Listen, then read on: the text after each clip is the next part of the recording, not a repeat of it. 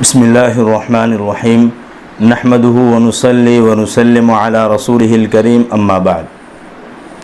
محترم و مکرم سامعین و ناظرین، السلام علیکم ورحمۃ اللہ وبرکاتہ۔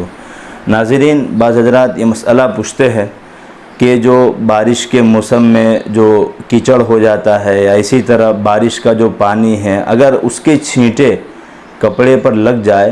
تو کیا اس سے کپڑا ناپاک ہو جائے گا، یا بدن پر لگ جائے تو بدن ناپاک ہو جائے گا؟ تو دیکھیے، اس کا جواب یہ ہے کہ بارش کے موسم میں جو بارش کا پانی ہوتا ہے، اسی طرح جو راستے کا کیچڑ ہوتا ہے وہ پاک ہے،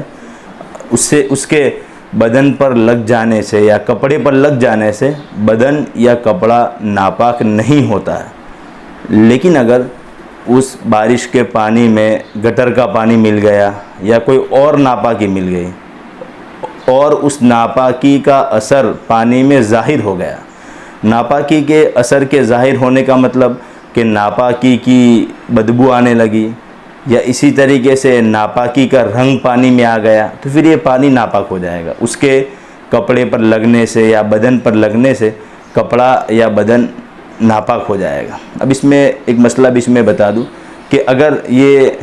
کپڑے پر لگا ہے تو کتنا لگا ہے تو اس کپڑے میں نماز نہیں پڑھ سکتے۔ تو دیکھیں کہ اگر وہ جو سکہ ہوتا ہے روپیے کا بڑا سکہ، تو اس سے زیادہ اگر لگ گیا ہے، جیسے مثال کے طور پر یہاں جو ازار ہے اس پر یہاں چھوٹے چھوٹے چھینٹے لگے، اب اس کو ملایا تو اتنا ہو جاتا ہے کہ جو روپیے کا جو بڑا سکہ ہے اس سے بڑھ جاتا ہے، تو پھر اس کپڑے میں نماز نہیں ہوگی۔ اب اس میں دونوں طرف کا الگ الگ گنیں گے۔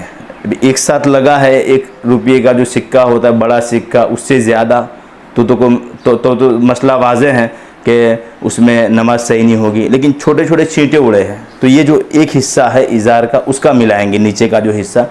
اگر اس کا ملایا جائے تو اتنا ہو جاتا ہے کہ ایک روپیے کا جو بڑا سکہ ہوتا ہے اس سے بڑھ جاتا ہے، تو پھر اس کپڑے میں نماز نہیں ہوگی۔ اس طرح یہاں کا الگ گنیں گے، یہ جو دامن کا جو حصہ ہے جو یہ اس کا الگ گنیں گے، آستین کا اس طرف کی آستین کا الگ گنیں گے۔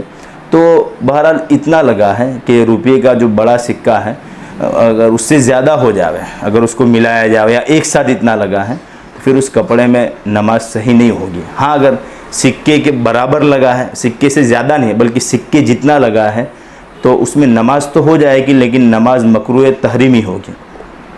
اور اگر اس سے کم لگا ہے، یعنی جو سکہ ہوتا ہے اس سے کم ناپاکی لگی ہے، تو اس میں بھی بہتر تو یہ ہے کہ اس کو دھو کر نماز پڑھیں، اس کو دھو لے پھر نماز پڑھیں۔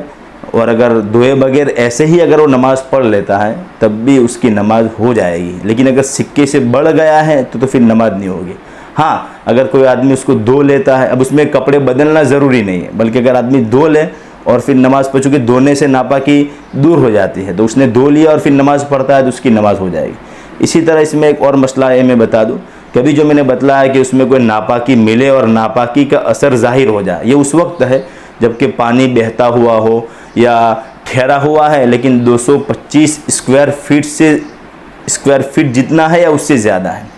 لیکن اگر اس سے کم ہے، جیسا کہ ہمارے یہاں چھوٹے چھوٹے کھڈے ہوتے ہیں، تو اس میں اگر ناپاکی نہیں گری ہے تو پاک ہے، لیکن اگر ناپاکی گر گئی تو محض گرنے سے ہی وہ پانی ناپاک ہو جائے گا۔ اس میں نجاست کا اثر ظاہر ہونا ضروری نہیں ہے۔ اثر کا مطلب نجاست کی بو یا اسی طریقے سے اس کا رنگ یہ ظاہر ہونا ضروری نہیں ہے، خالی ناپاکی گرنے سے وہ ناپاک ہو جائے گا۔ لیکن اگر پانی زیادہ بہتا ہوا ہے یا 225 اسکوائر فٹ سے کیا ہے زیادہ حصے میں کیا ہے پانی ہے، تو اس میں خالی ناپاکی گرنے سے وہ ناپاک نہیں ہوگا بلکہ ناپاکی کا اثر اس میں ظاہر ہونا چاہیے۔ تو ناظرین، امید کرتا ہوں آپ کو مسئلہ سمجھ میں آیا ہوگا۔ السلام علیکم ورحمۃ اللہ وبرکاتہ۔